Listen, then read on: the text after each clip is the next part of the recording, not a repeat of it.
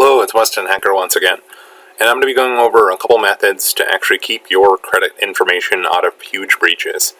I've used this personally before. I travel a lot for work, and it's some simple methods. They don't 100% guarantee that you're going to be out of breaches, but this makes your credit card information look very, very unattractive to huge breaches, like such as the ones that happen at Target and Neiman Marcus, and then also to local skimmed batches, such as the ones that happen at gas pumps and some of the ATM skimming.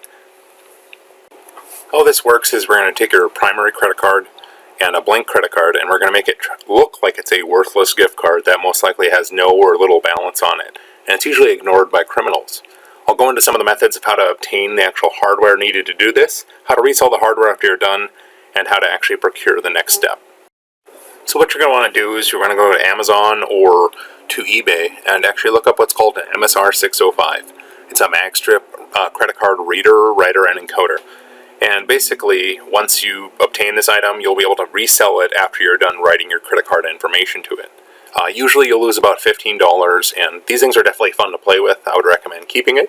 It's one of the best $100 I've ever spent.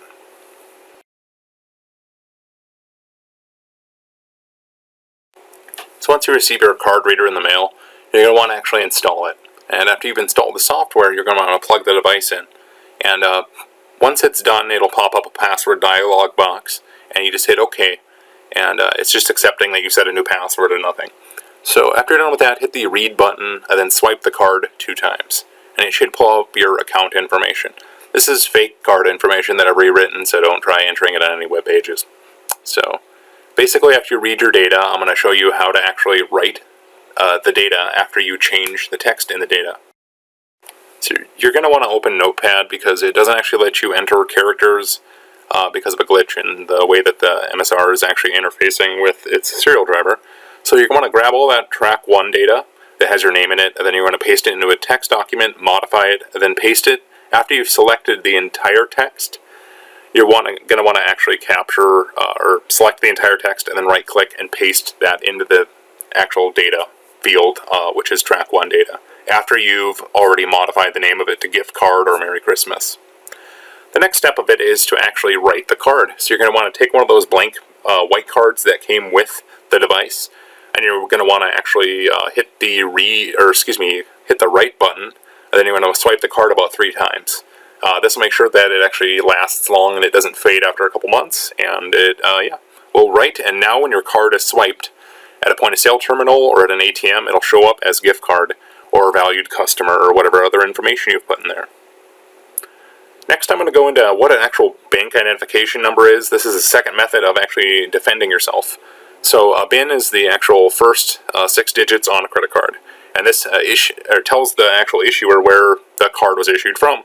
So say, for example, I used to live in Minneapolis, and I used to have a Minneapolis credit card, and that Minneapolis credit card was breached about 3 times. So one of the things, if you look in your area, if you live in a populated area, you're going to notice that there's tons upon tons of banks, and this is where tons of criminals live. So it's something where it's pretty common and it's pretty affordable for people to actually buy some of these stolen cards, either in high-end breaches or with local skimmers. So you're going to want to look for somewhere that's a less populated area. When the actual Target breach happened, I realized that my card sat on a card reform page for about 6 years, and it was never purchased, and that's because that card was originally issued out of a bank in Ketchikan, Alaska. So unless if people live in the Ketchikan area, they're not going to actually look to actually buy that credit card data, because it's usually only valid in Ketchikan, Alaska. Anywhere else that you try to make any purchases at, it's going to be flagged as high suspicion, and they're going to usually buy out the local credit cards, or they're going to assume it was somebody who was traveling. So it's something where these accounts look less lucrative, because when somebody's filtering and buying cards, they're going to look for local ones first.